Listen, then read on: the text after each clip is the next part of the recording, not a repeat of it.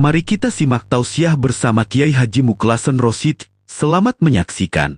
Sebelum kami menjawab tersebut, atas pertanyaan panjenengan perlu kudu digarisbawahi, dipahami dua hal. Pertama, yang namanya hablum minan nas, yang sering disebut akhlak istimaiyah, dan hablum minallah, hubungan langsung pada Allah yang disebut akhlak ilahiyah.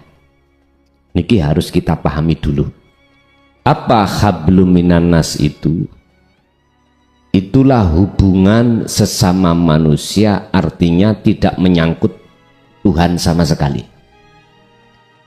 Itulah yang sering kita lakukan sistem di dalam makom am. Makom di mana dikedepankan kita secara dalil akli, munculnya sebab akibat. Sehingga di situ di dalam hukum itu mewajibkan kita sebagai manusia untuk berikhtiar. Dalilnya nggih wonten. Aku tidak akan merubah sebuah nasib kaum jikalau kaum itu tidak mau merubah nasibnya sendiri. Ini kan ada dua keterkaitan. Wis, berarti wajib hukumi menungso iku ikhtiar, usaha untuk menjawab itu. Yang kedua, hablum minallah. Ini nggak ada kaitannya sekali dengan urusan manusia. Langsung hubungannya datang Allah. Artinya apa? Ini tidak menyangkut masalah apa yang ada saya katakan tadi di dalam teori syariah. Ini karena makomnya ada nih makom khos atau khawasul khawas. Makom di mana hati sudah lepas dari belenggunya nafsu. Itu mengatakan begini. Heta, sakliyane Allah yang disebut makhluk, sifatnya kan gak iso opo-opo. Allahu khalaqakum wa ma ta'malun. Apa gerakan yang terjadi pada diri makhluk semuanya, itu sebetulnya ada yang menggerakkan, yaitu Gusti Allah. Sadarlah kita di sini. Sadar. Kalau kita sadar di sini, maka apa yang namanya rizki iku wis dikodok Allah. Kapan ngodoknya? Qabla zamani azali, sebelum datangnya zaman azali. Zaman sebelum jenengan ada, itu sudah ada. Ini sudah ada. Terus bagaimana hubungannya dengan ketika saat kita di makom am tadi? Kalau tidak kerja mangan opo, lah ngoten nggih. Kalau nggak usaha makan opo. Secara akal benar. Secara akal nggak salah. Secara syariat nggak salah, bahkan itu diwajibkan. Tapi secara nakli atau secara ruhaniyah, hukum-hukum yang ada di hakikat makrifat tadi dikatakan menungso iku sifate la haula walaku quwata. Dia menepis, nggak ada hubungannya sebabnya kita itu ikhtiar usaha terus datangnya kodok, nggak mungkin. Bahkan di dalam salah satu makalah Ibnu Athaillah dalam kitab Hikam mengatakan doa itu, permohonan, ikhtiar, usaha itu nggak ada kaitannya sebab munculnya peparingi Allah, nggak ada. Kok bisa? Karena yang namanya kodok, ketetapan, peparing iku tekoni luwih dhisik lebih dahulu daripada datangnya ikhtiar atau usaha. Iki prinsipe wong sing khos iku wonten-wonten. Makane nek wong loro iki ketemu mesti tabrakan. Mesti tabrakan. Terus piye amre gak tabrakan nanti. Laksana gini, Pak. Apa mungkin ono bapak iku sebab tekone anak? Halo, kan nggak mungkin. Karena bapak itu datangnya lebih dahulu daripada anak. Mestine bapak itulah yang menyebabkan tekone anak. Kodok iki sebabi tekone ikhtiar iku, Pak. Tekone doa, permohonan, ikhtiar, usaha, sebab kodok. Sebab kodok itu sudah Allah tetapkan di zaman azali. Bagaimana mungkin perkara anyar iku sing ndadekno sebabe perkara lawas? Gak mungkin. Makane pondok kula tulisi apa kok gak baru jaya. Kok tak walik jaya baru. Jare sing ngembang-ngembang iku Gus munu PO base. Jaya kan sifatnya Allah. Qadim sama dengan qadim. Artinya saya harus mendahulukan pemahaman ilmu tauhid. Iki ilmu sing tekoni luwih dhisik. Lah, baru perkara baru anyat ya ilmu syariah. Makanya saya melihat kondisi anak-anak kita, Pak. Kami digerakkan untuk mendirikan pondok salaf yang berbasis pendidikan tauhid mulai sejak dini. Ini kami sudah siapkan fasilitas untuk anak ibtidak, sanawi, aliyah. Sing wis tuwek ya wis ana ngene tuwek kono. Ya dah. Ini rencana kami akan mendirikan pondok salaf yang berbasis pendidikan tauhid mulai sejak dini. Kan anak segini misalnya tauhidnya tidak seperti panjenengan. Jadi ada la ilaha illallah. Nanti kalau masuk sanawi la ilaha illallah anta wa ana. Jadi ketika saat keluar SMA dia siap menghadapi kehidupan yang model loboai. Tapi tetap di dalam tarbiyah itu kurikulum saya juga memakai kurikulum syariah. Nahwu sorof nggih kedah kula ajarke fikih, hadise, Qur'ane nggih tetep. Terutama nek anak sampean kecanduan HP ben iso waras dekek kono. Tak jamin lulus. Tapi mbuh nangisi. Gak ngerti. Tapi khusus niki kalau programnya putri tok dulu. Nah, sambil berjalan fasilitas kalau sudah selesai putra putri.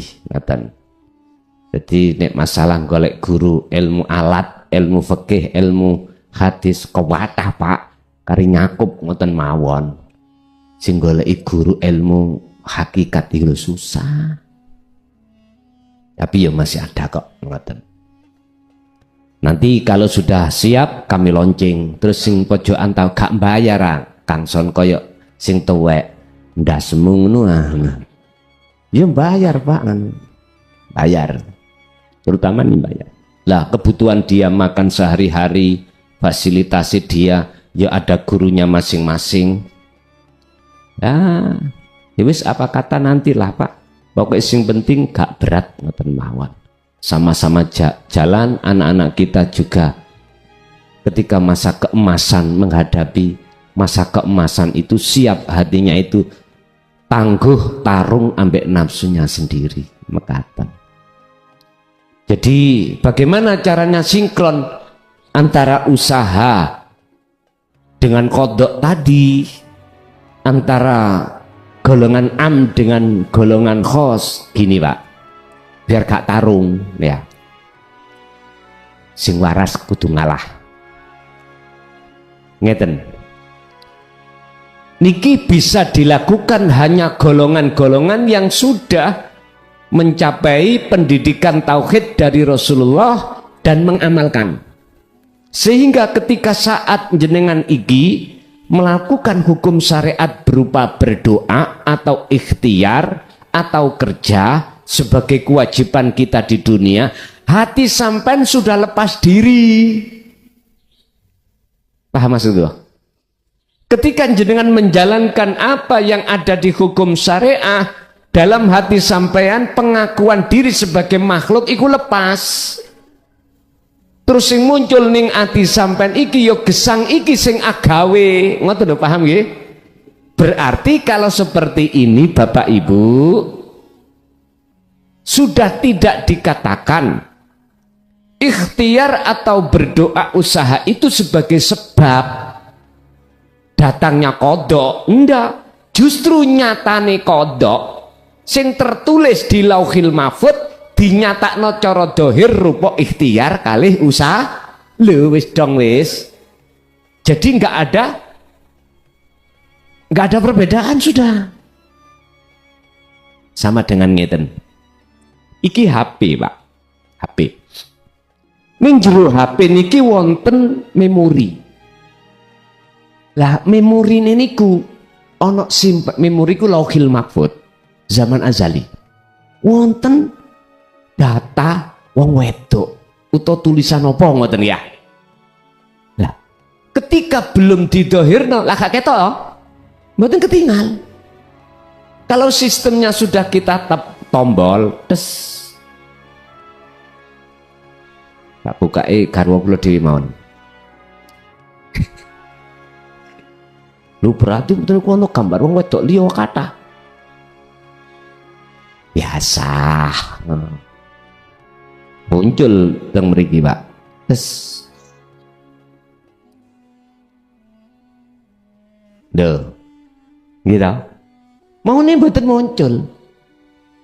Ketika mboten muncul iku berarti tulisan kodok di Lauhil Mahfud di zaman azali. Terus ketika muncul ngeten iki wis gak ono bedane. Paham maksud kula? Jenengan kepingin ngertos kun fayakun, yo ngeten iki maksudnya. Selisih sak rambut pun mboten saged. Dadi kun fayakune Allah itu antara kodok kudrat iradah iku mboten selisih. Kekarepan apa ning ati sampean itu mesti cocok ambek nyatane kekarepan. Contoh, jenengan wau sebelum berangkat ngaji di sini di rumah itu ada kodok yang berupa kehendak. Oh iya, iki cuma lagi wayahe ngaji rutinan di Gresik, di beton. Akhirnya hati sampean ana kepinginan. Ya kepinginan itu kodok.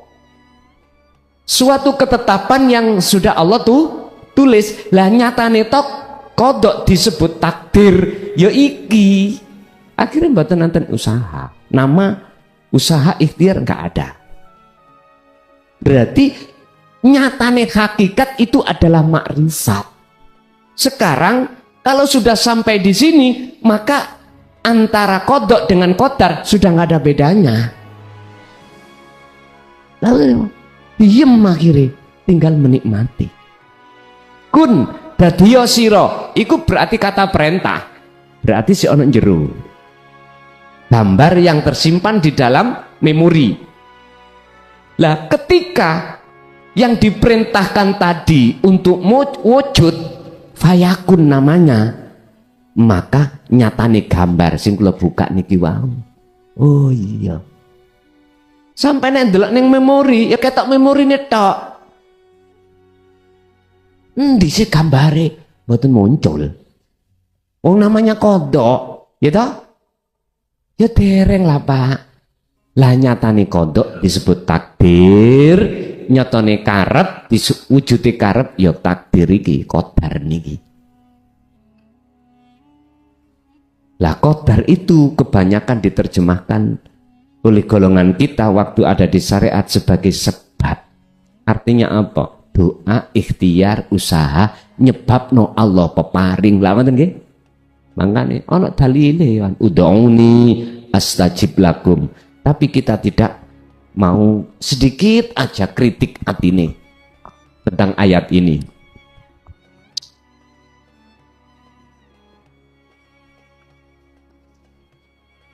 Ud'uni niki, Pak. Di situ ada ya mutakalim menunjukkan ya hadiah kepada Allah. Ya pengesaan pada Allah pun yang tutup yang mencela nanti menges. Kita yang ada di itu tidak tahu ada syarat yang disembunyikan. Apa syaratnya?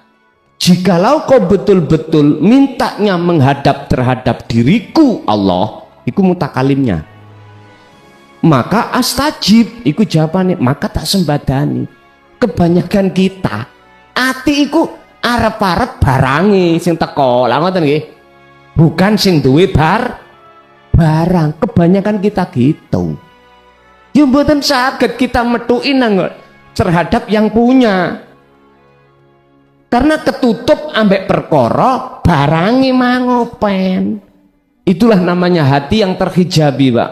Mboten saged. Mestinya orang minta itu wajib ketemu yang memiliki dulu. Pak D minta pelemi nggih, mestine gitu. Gak langsung ogrok-ogrok wite ngambil. Liru, Pak. Nek iku jenenge maling. Njaluk sak glangsing digonang pasar pisan. Jaluk iku situk loro, ge tombo kudu arep. Njaluk enggo glangsing baku pisan. Ayo. Bapak Ibu, inilah yang sering tidak kita sadari. Berdoa tapi hati kita jauh dari Allah sebagai sang pemilik. Bapak Ibu hadirin, iso sinkron. Walaupun secara lahiriah jenengan iki disebut golongan orang ikhtiar, usaha, kerja dan sebagainya, tapi hati sampai harus mengosongkan pengakuan diri kita yang bisa melakukan. Ingat, semuanya itu sumbernya saking urip Allah Subhanahu wa ta'ala. Lanjut. Assalamualaikum warahmatullahi wabarakatuh. Kalau jamaah saking cermikus pada tanggil, kita semua yang punya keinginan atau terobsesi untuk bertemu dengan Allah, itu adalah suatu perkara yang baik. Di dalam ajaran tauhid pun dijelaskan, awwalu wajibin alal insani ma'rifatullahi bistiqoni. Kewajiban awal yang diwajibkan atas diri manusia adalah mengenal Tuhannya atau Allah dan secara yakin. Walaupun Allah telah menjamin di dalam surat Al-Isra ayat 72, namun perkara ini bukanlah perkara yang mudah. Pertanyaannya, apa ciri-ciri orang yang telah berhasil bertemu dengan Allah itu? Terus yang kedua, dilihat dari sudut pandang perilaku sehari-hari. Dan yang kedua, apa manfaat yang bisa kita rasakan di dunia ini atau sampai di akhirat nanti kalau kita berhasil bertemu dengan Allah. Selanjutnya, tujuan kita beragama atau Allah menurunkan agama ke dunia ini adalah agar kita memiliki akhlak yang baik sesuai dengan hadis Nabi, innamal bu'istu liutamima makarimal akhlak.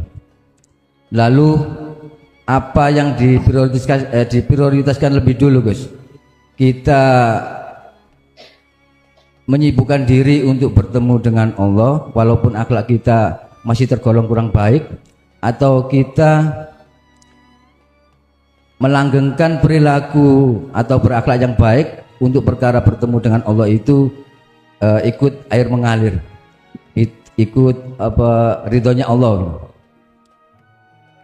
Terus selanjutnya, di dalam sebuah kitab saya menemukan keterangan yang berbunyi demikian. Man aksana man asa'ahu. Wong ngapi iku wong sing iso ngapii wong elek. Nah, kelihatannya sepele tapi ini berat, Gus. Kita yang mempunyai niatan baik namun didolimi, terus kita diam saja, itu juga sangat berat.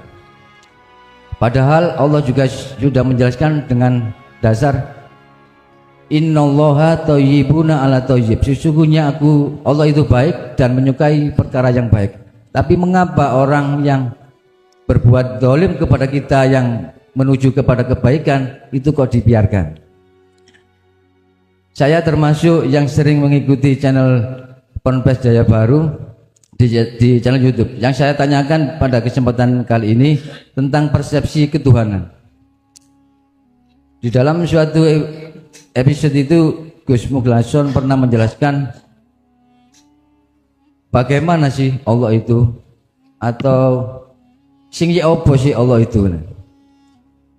Dijelaskan oleh Gus Muglason bahwa jarak antara keramik dengan atap ini yaitu Allah, atau jarak saya bicara dengan Gus Muhsin ini yaitu Allah. Secara logika ini benar. Allah adalah zat yang maha segala-galanya, maha kuasa segala-galanya. Sebesar matahari pun yang di luarnya itu juga termasuk yang lebih besar. Secara logika pula ada muncul pertanyaan, Gus. Ini saya sebut awang-awang ya, mohon maaf. Bagaimana awang-awang ini bisa memberikan mudarat atau manfaat kepada kita? Penalarannya gimana? Mohon penjelasan, Gus. Demikian pertanyaan saya, kurang lebihnya saya mohon maaf. Akhirul kalam. Assalamualaikum warahmatullahi wabarakatuh.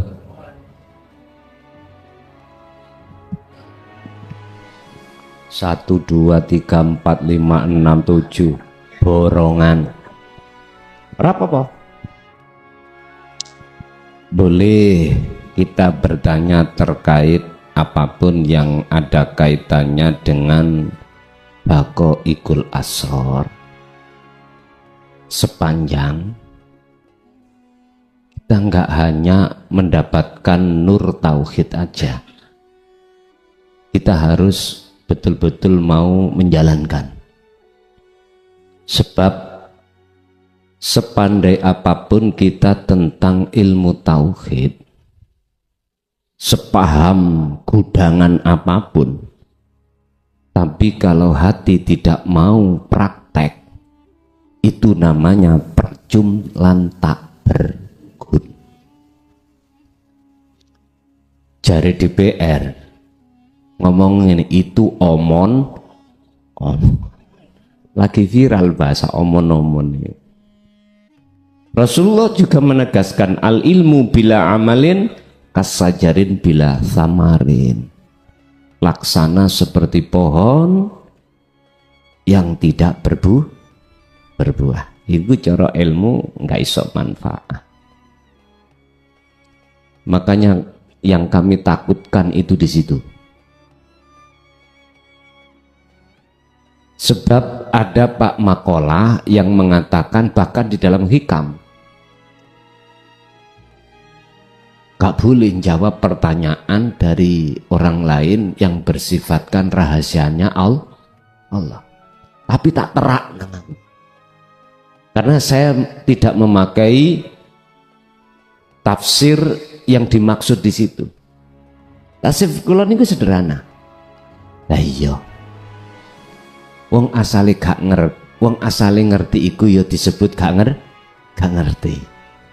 Terus iso ngerti ono prosesi taklim dulu, pembelajaran. Berarti nek pembelajaran ada yang menerangkan, ada sesuatu yang diterangkan, ada yang mendengar. Benar. Dengan sistem seperti inilah yang kami jadikan sebagai, mohon maaf, prinsip saya sampai detik ini. Mengapa saya berani membuka tentang baqaul asrar di tengah-tengah umum, tidak secara khusus aja, yaitu. Tapi resikone ya sampeyan dhewe. Sampeyan durung ngerti nang WA kula. Nomor kula sing kula masukkan di deskripsi channel YouTube. Ayo, sing gak seneng kula diceluk babi, Pak. Celuk anjing lah. Kula mek ngeten tok. Sik luwung anjing ngerti tuane. Lah ngono to? Kula ngoten tok mawon. Yang kedua, maklum memang durung paham mesti ngoten. Pun berkenaan dengan beberapa pertanyaan. Pertanyaan pertama tentang masalah ciri daripada orang yang sudah kenal Tuhannya bagaimana. Man arafa nafsah faqad arafa rabbah. Kita nggak bicara syarat apa yang bisa untuk kenal Allah, ndak. Kita bicara ciri. Pertama adalah dia harus sudah mengenal dirinya. Duh, itu ya apa? Bukan diri fisik niki. Bukan. Kalau diri fisik ini kita makhluk. Maksudnya diri nafsihi itu siapa? Keakuan diri loh, Pak. Keakuan diri. Yang hidup dalam diri jenengan ini. Makanya mengapa fakot ngarofa robah? Kalau kau sudah kenal dirimu, maka kau betul-betul akan kenal Tuhanmu. Jadi dua makalah ini saling berkaitan. Ternyata yang dimaksud diri di situ adalah hidup dalam diri.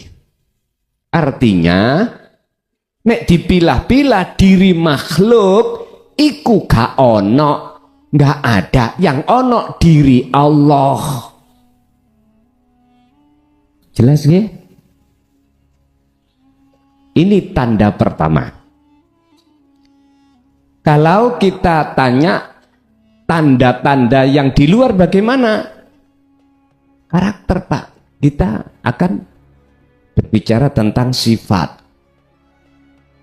Yang tadinya sampean kali kula niki dereng kenal iku, ati sampean kali kula niki mesti nek ngadepi perkara apa wae, mesti iman yang ada dalam hati kita makhluk.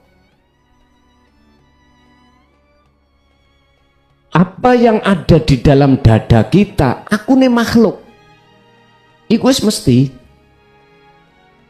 Misalnya, sekarang kita bicara diri kita sendiri.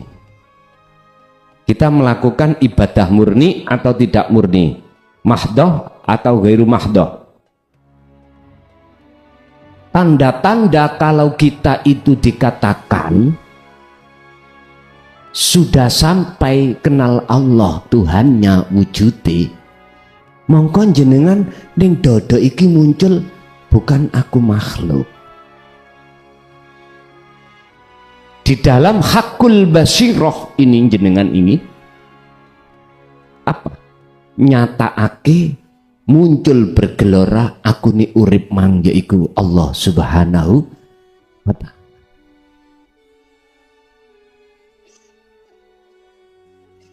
Sehingga dengan begitu tatkala ketika saat teman dekat kita, tetangga kita punya dapat rezeki, ati iku syukur, boten hasud. Melihat orang yang membenci kita, kita nggak benci. Itu salah satu karakter.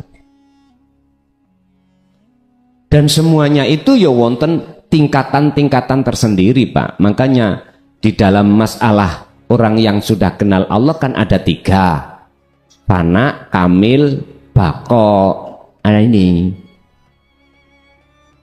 Jadi ono kenali ku mau isih dilut, akeh ngaliye. Ono sing kenal iku selalu apa? Dia iku akeh ketemune, gak ketemune gur sedikit. Ono sing ada yang ketemu terus, gak tahu pisah, yo ada. Niki Mas tingkatannya dewi-dewi. Yang paling mendasar bisa kita lihat dari beberapa sifat. Secara dohir, dia yo penyabar, gampang ridho, gampang ikhlas. Sekalipun perkara yang dihadapi mang perkara tidak enak. Niki kalau kita ingin tahu ciri dari luar, kalau ciri dari dalam mudah sekali. Hanya satu sing kudu sampean tilii. dalam hati sampai ning jero dodo iki mau muncul aku Allah apa aku makhluk. Hanya itu. Bon, satu. Nomor dua, masalah manfaat. Manfaat apakah yang bisa kita terima ketika saat mohon maaf binu tauhid itu kita terima? Sekarang jenengan yang bisa membedakan bagaimana keadaan hati jenengan sebelum kita itu dikenalkan Allah tentang ajaran ini, dan setelahnya terus kita melakukan hati ini dengan berzikir bagaimana? Sing jelas mesti ono perbedaan. Yang tadinya kita kemrungsung Pak, ati nang babakan sakliyane Gusti Allah. Kalau sekarang kebalikannya. Surat Ar-Ra'd ayat 28 Allah katakan alladzina amanu wa tatma'innu qulubuhum bidzikrillah. Antenge ati, damene ati, ayeme ati, ukurannya itu tidak karena istri cantik, ya, dunya brono ukeh, bukan. Apa ukurannya? Bidzikrillah. Karena dia tekun untuk selalu ingat pada Allah. Yang ku maksud dzikir, ingat iki sadar lewat pangrasa yen sejatine kabeh perkara apa sing muncul dan timbul dalam seluruh makhluk, ati iki lho bisa ngraosake kehadiran Allah. Walaupun belum ketemu lho niki, iki disebut maqam muraqabah. Niku manfaatnya. Jadi kalau kita melihat dari makalah insyaallah 87 kitab hikam itu, jikalau kau sudah merasakan manis dan nikmatnya beribadah, itu tertanda ibadahmu itu diterima oleh Allah. Lah manis dan nikmatnya ibadah itu di saat jenengan beribadah hati iku khudur menyang Gusti Allah. Jenengan piyambak yang sangat bedake. Yang nomor 3, apa maksud dan tujuan terkait agama yang bertauhid ini diturunkan di dunia? Walladzi arsala rasulahu bil huda wa dinil haq aidinut tauhid. Apa tujuannya? Ini Pak, tadi saya katakan setiap ayat itu sebelum Allah turunkan itu ada sebab. Contoh mengapa Rasulullah diturunkan ke bumi ini miturut Quran, karena banyak hati umat manusia dalam keadaan gelap gulita. Akhirnya Allah arsala mengutus rasulahu terhadap utusannya bil huda dengan membawa petunjuk, wa dinit tauhid dinil haq, agama yang mengesahkan Tuhan. Niki tujuannya apa? Yudhirahu ala dini kulli, untuk mengislahkan jiwa kita yang asalnya fitrah terus terjadi kotor, biar kembali ke fitrah.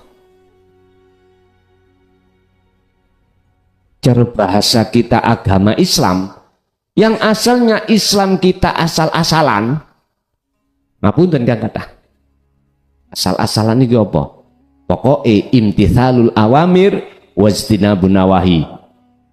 Pokoke meninggalkan larangan dan menjalankan perintah, tapi tidak melihat kondisi hati ini jauh dari Allah. Biar nggak seperti itu. Nah ini maksud tujuannya. Oleh karena keadaan hati kita terbelenggu oleh nafsu, dan kita perbuatan hati selalu menyekutukan Allah, biar enggak seperti itu diturunkanlah putusannya. Dalam hadis dikatakan innama bu'ithtu liutammimma makarimal hati, akhlak loro nyempurnaake akhlak. Berarti nek bahasane nyempurnaake akhlak manusia pada saat itu belum sempurna. Akhlaknya masih di dalam akhlak syariah, hakikiyah belum, masih istimaiyah, ilahiyah belum. Buktinya kita sholat ilahiyah enggak ada, bukti ini ilahiyah enggak ada, hati kita belakrak tutup dindi. Allah kasihlah akhlak ilahiyah. Berarti dinut tauhid wajib kita pelajari.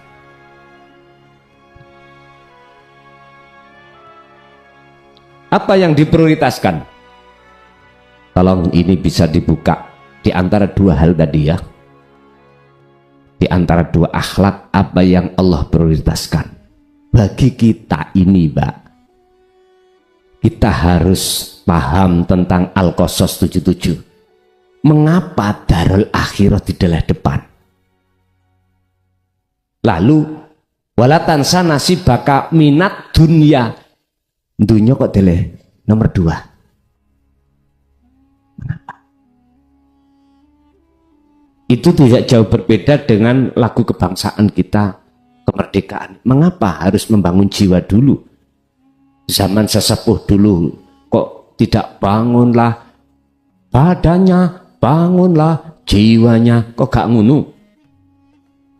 Kok bangunlah jiwa terlebih? Ternyata para sesepuh dulu itu belajarnya kitab jenengan kitab kauniyah. Kitab sing sadurunge pulo Jawa wono iku sudah wonten. Bahkan sebelum datangnya alam ini kitab iku wonten. Wong Jawa di omongi kauniyah mboten saged angel. Akhirnya diomongno kitab kuno. Akhirnya terkenal Hono Coroko. Ngono iso ngono. Cara sakniki niku sing viral yaitu kitab ajaran ilmu sejati sangkan paraning dumadi, benderane wakeh. Ana sing sabda dharma apa terus lah kepercayaan lah di situ juga bendera-bendera. Cuman inti daripada semua ajaran di bendera masing-masing membawa kitab asal kuno, intinya mung situ manunggaling kawula. Nek cara Quran biwahdaniyah mengesahkan Allah. Lah inilah risalah Rasulullah itu membawa risalah ini. Berhubung orang Jawa gak ngerti Arab, nek diurui Arab ilatih iku mang kaku-kaku kuno. Ngoten. Alam niki, Pak, kauniyah. Lho, nguniku apa saya? Sik tah. Gusti Allah iku pahami ilmu bahasa Arab tok apa tah? Jawa gak paham Gusti Allah? Lah wis ngoten mawon. Gusti Allah biyen sampai sakniki sami mboten. Lah iya. Wis ngoten mawon. Gak usah bingung-bingung ngelokno gara-gara siji bahasa terus dilokno gak sah. Ya jok ngono lah, dulur. Ayo belajar arif kita itu. Sebab di tengah-tengah manusia itu kaumnya itu banyak beda-beda bahasa, banyak beda-beda suku. Ya Allah. Lah kitab kauniyah niku kula nggak ada niki ning omah. Tulisannya lucu. Nek angsal kula tulis ngeten. Duka jenengan saged maca napa mboten?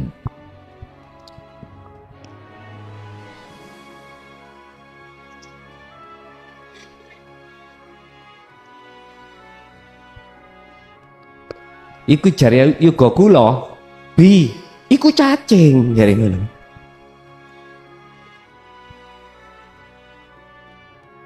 Mboten saged diwaca.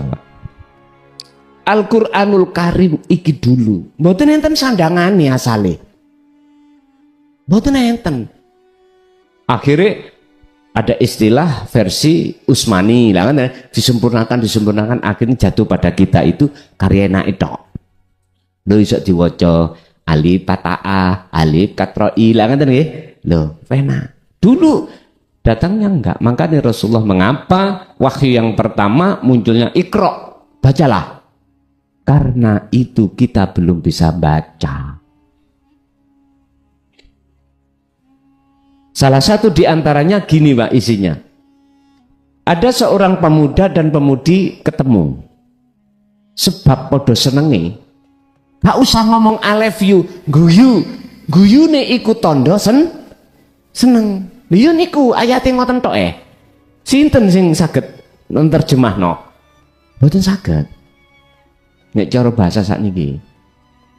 Nah, makanya mohon maaf apapun resikonya nanti akan kami tanggung. Dipaksakan saya untuk menulis kauniyah ini dengan bahasa yang sekarang.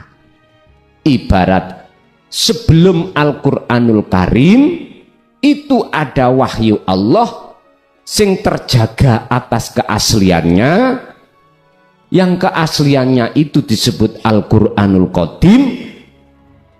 Terus Al-Qur'anul Qadim menelurkan namanya, mohon maaf, pertama adalah Taurat, Jabur, setelah Jabur Taurat, Injil, terakhir Al-Qur'an. Mengapa kalau itu asli sempurna dari Allah kok ganta-ganti? Ternyata jawabannya ketika saat Jabur itu dinodai, maksud inti wahyu Allah disempurnakan oleh Taurat. Taurat sebetulnya sudah sempurna, oleh karena banyak yang mengubah tangan yang tidak tanggung jawab, munculnya Injil. Injil oleh karena itu sebab memang banyak yang bermaksud untuk mengalihkan makna, maksudnya adalah akhirnya muncullah disempurnakan Al-Qur'an. Pertanyaannya, apakah Al-Qur'an juga ada tangan-tangan yang enggak tanggung jawab untuk mengalihkan daripada tujuan? Tak jawab ya.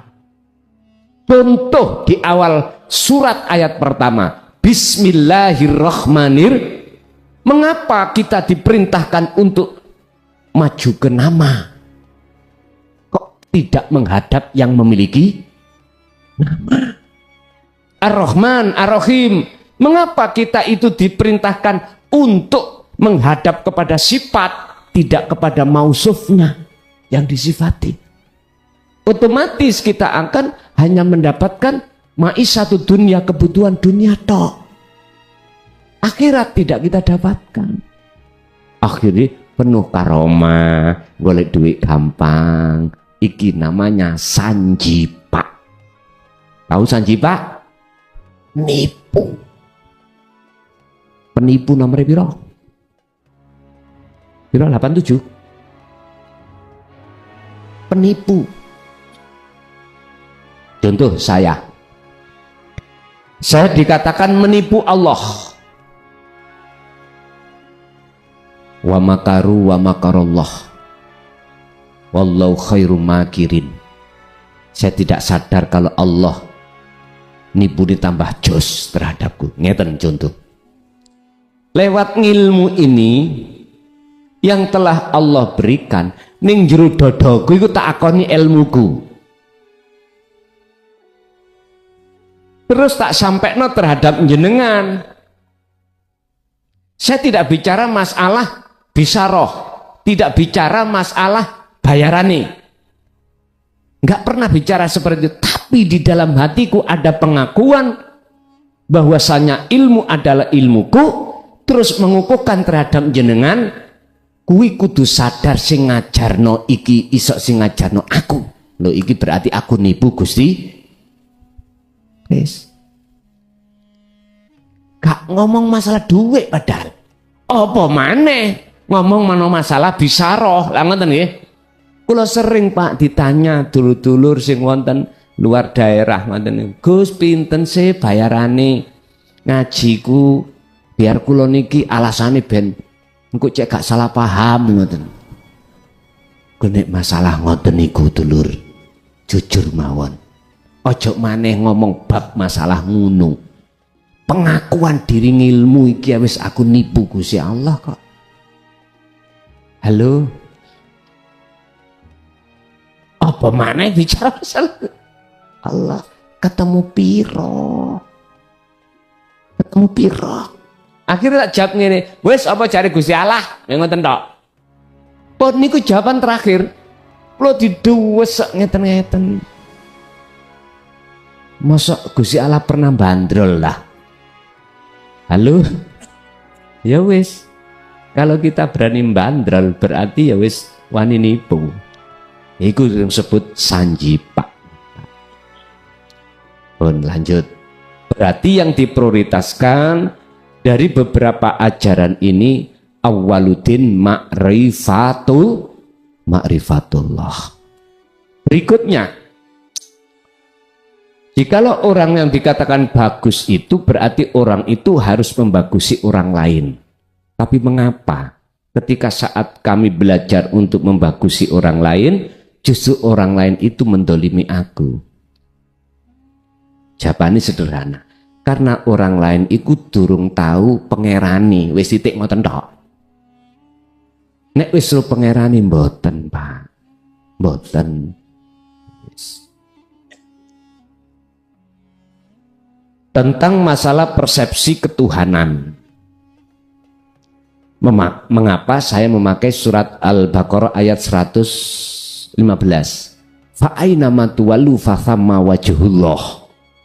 Jikalau kau ingin tahu wujudnya Allah, lah gini dah Allah. Lah gini dah. Antara sampean kali kula, ya niki, lah ngoten dah. Sebetulnya itu untuk mempermudah jenengan.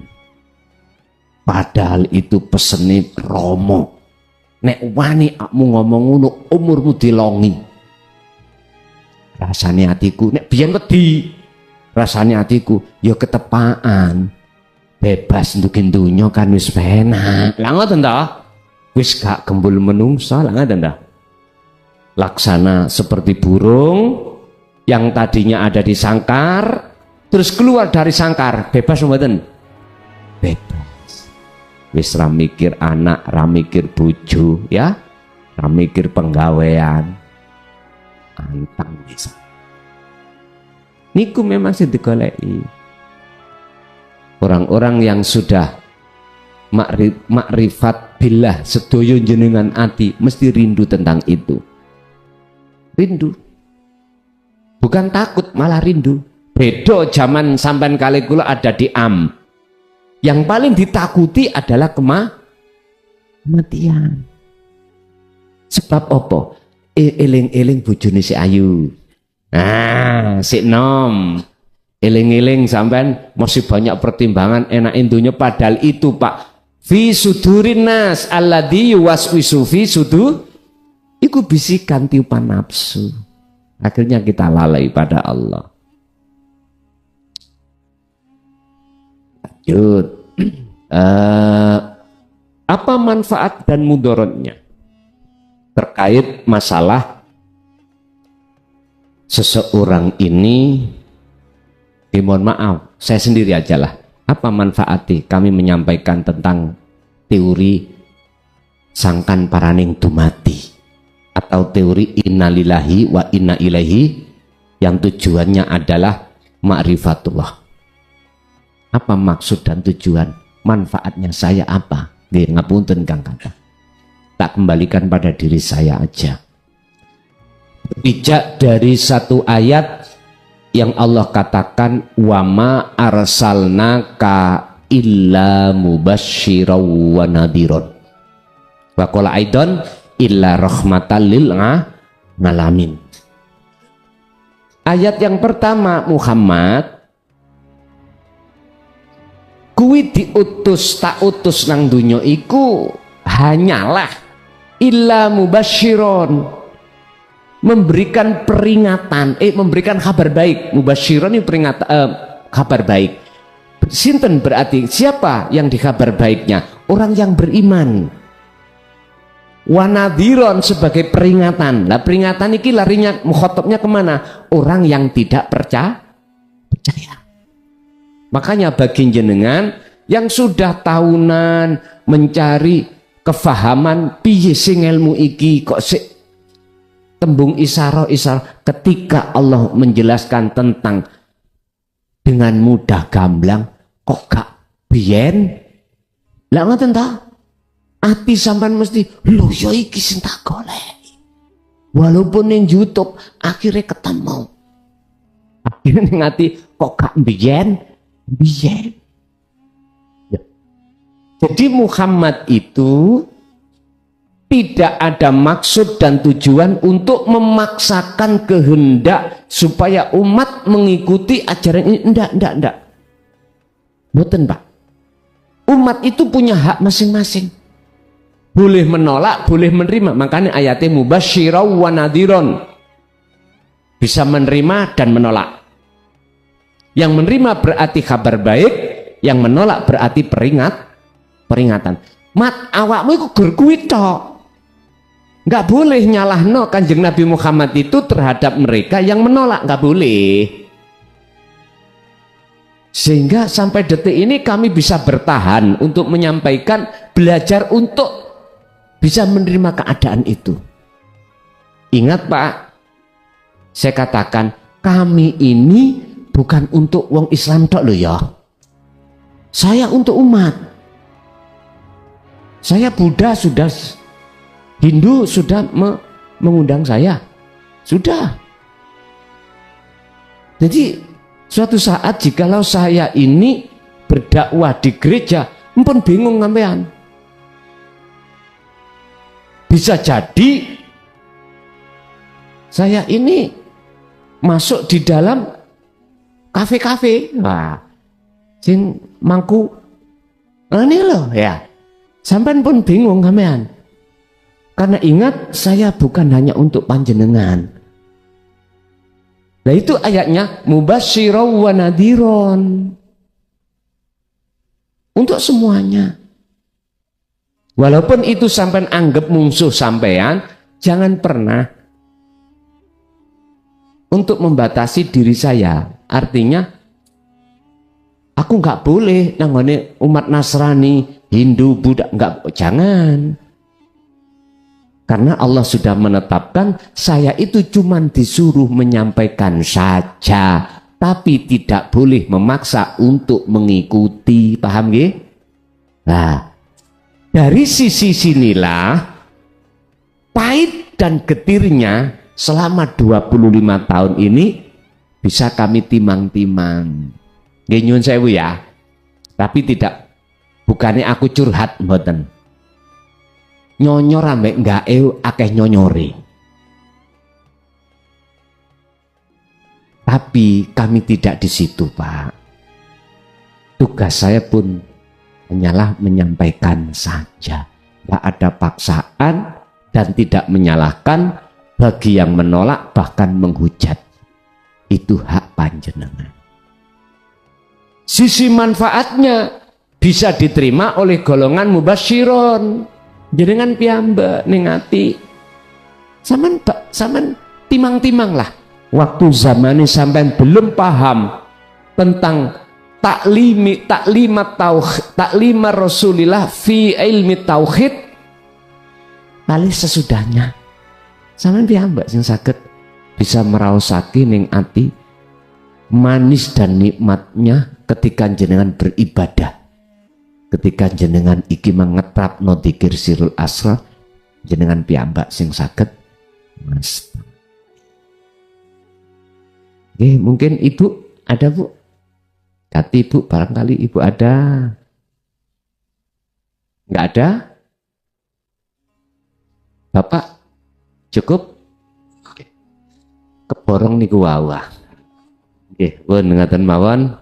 Monggo kita tutup dengan suratul Fatihah, di mana apa yang sudah Allah berikan pada kesempatan malam hari ini estu menambahkan nilai mutu ubudiyah kita terhadap Allah dan menjadikan anak putu kita nanti dijadikan Allah sebagai pengikut baginda Rasulullah kang setia. Lahumul Fatihah.